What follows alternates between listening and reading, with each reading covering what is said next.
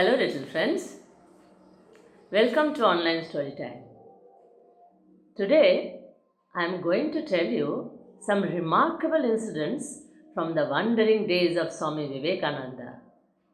Each of these incidents adds a new dimension to his amazing character. So let's start with a chant. Om Asato Ma Sadgamaya Tamaso Ma Jyotirgamaya Mrityorma Amritam Gamaya Om Shanti Shanti Shanti.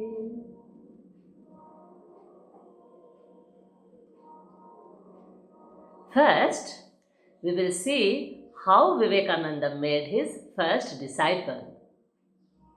The fortunate man was Sharat Chandra Gupta, the affluent and sophisticated station master of Hathras railway station in North India. When Vivekananda was on his way to Hardwar, he got down at Hathras station. Sharat's eyes fell on the young monk seated on the ground in the station compound. At the first sight itself, he was attracted by the aura of spirituality about the young monk. He went up to him to find if he might be of some service.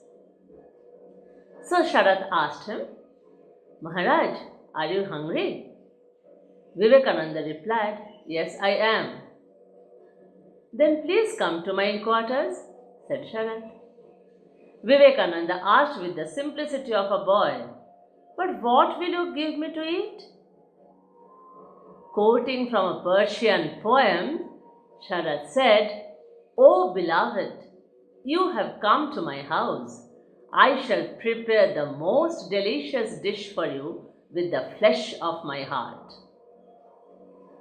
Joyfully, Vivekananda accepted the invitation. Sharat was tremendously impressed with Vivekananda's attitude, his renunciation, his love and knowledge.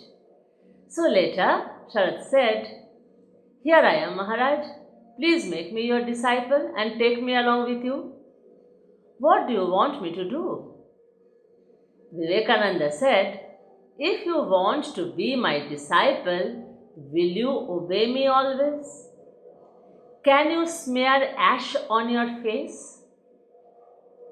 Sharat did not reply. He went out and returned after some time with ash smeared on his face and body.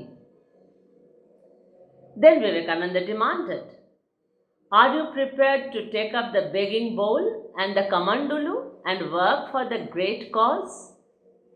Can you beg from door to door?" "Yes," was the bold reply, and with the begging bowl in hand, he went round to beg from the porters of the station. See, he was the all-powerful station master there. But so much was his eagerness to be Vivekananda's disciple, he forgot his position and ego altogether. Naturally, Vivekananda accepted him as his disciple. Later, Sharat was given the monastic name Swami Sadananda. He used to call Vivekananda and other monks as Maharaj, as was the custom in North India. And that way, the tradition of calling the sadhus as Maharaj started in the Ramakrishna order. He accompanied Vivekananda in his journey through the Himalayas. See, he was accustomed to much comfort, he was quite affluent. So the journey on foot proved too strenuous for him, and Vivekananda took care of him during the journey. Normally, disciples take care of their guru, they serve him. But here it was the other way round. Sharat highlighted Vivekananda's unique character when he reminisced about those days. He told, "Once in our wanderings in the Himalayas, I fainted with hunger and thirst. Maharaj," meaning Vivekananda, "cared for me and thus undoubtedly saved me from certain death. On another occasion, like a sahis, he led the horse across a mountain river which was very dangerous because of its swiftness and slippery bottom. Maharaj risked his life several times for my sake. How can I describe him, friends, except by the word love, love, love? When I was too ill to do anything but stagger along somehow, he carried my personal belongings, including my shoes. This was Vivekananda. Another story.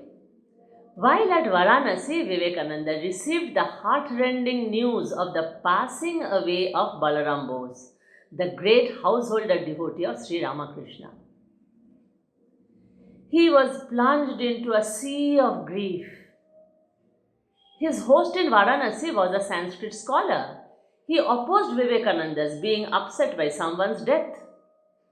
But Vivekananda said, "Please do not talk that way. We are not dry monks. What, do you want me to think that because a man is a sannyasi, he has no heart?"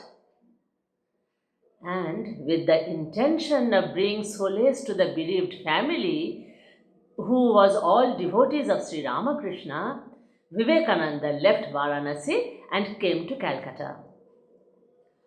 Conventionally, sannyasis are not allowed to attend or have food during anybody's Shraddha ceremony. But Vivekananda attended Balaram Bose's final rites. When the other monks pointed out that they should not partake of prasad there, Vivekananda forcefully said, "Has Balaram Babu become a ghost that we should not have food here? He has become a god, and so we must partake of prasad here." Such was his broad-minded nature and Shraddha for his Guru Bhais, even if they were householders. Remarkable, isn't it? Another time, Vivekananda walked the whole day without a morsel of food. The evening approached. He was faint from fatigue and sank to the ground beneath a tree. He sat there, fixing his mind upon the Lord, his eyes looking vacantly in the distance. After some time, he saw a tiger approaching.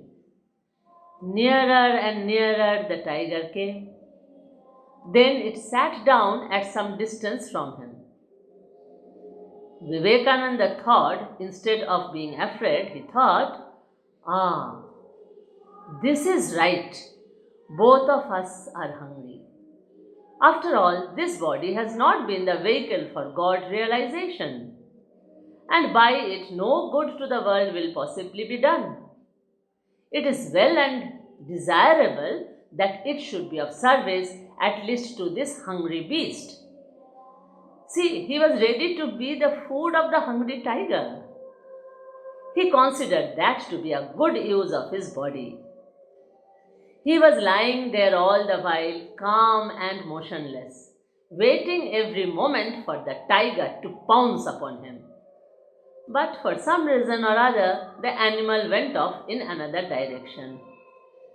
Vivekananda, however, thought that it might yet return when he is hungry, and so waited for it.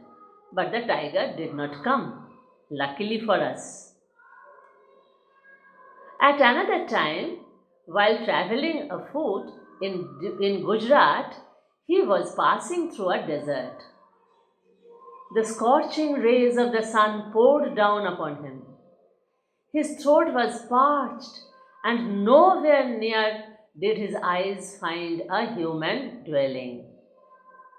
On and on he went, until he saw a village with tempting pools of water, and he was happy at the prospect of finding food, drink, and shelter there. He rushed, believing that he would soon be there. But he walked on and on for a long time but the village was as far off as ever. Finally, in despair, he sat down upon the sands and looked about him. Where was the village? Where had it gone? And then he understood. It was only a mirage. Mirage, do you know? It is an illusion of water where actually there is no water, as in a desert. So Vivekananda thought, such is life, such is the deceit of Maya. He arose and journeyed on, and though he saw the mirage again, he was no more deceived, for he learned his lesson. He knew what it was. Towards the end of his life, he went to the colored springs of Kheer Bhavani in Kashmir. Before this famous shrine of the mother, he daily performed homa and worshipped her with the offerings of kheer, or thickened milk made from milk, rice and almonds. And he told his beads like the humblest pilgrim. By that time he was already world famous Vivekananda. But see his nature, he was still the humblest person. One day, he had been pondering over the ruins and the desecration of the temple wrought by the Muslim invaders. He felt very bad at heart and he thought, how could the people have permitted such sacrilege without trying their best to stop the invaders? If I were here, then I would never have allowed such things. I would have laid down my life to protect the mother. It was then that he heard the divine voice of Mother Kheer Bhavani speaking. What? Even if unbelievers should enter my temple and defile my image, what is that to you? Do you protect me or do I protect you? If I want at this moment, I can get a 7-story temple here. Vivekananda was spellbound. After this experience of hearing the divine voice, Vivekananda was a changed man. He withdrew from intensely active life and used to say, now it is mother, mother, mother alone. We end with a chant. Om Sarve Bhavantu Sukhinah, Sarve Santu Niramayah, Sarve Bhadrani Pashyantu, Ma Kaschit Dukkha Bhag Bhavet. Om Shanti Shanti Shanti. Hari Om.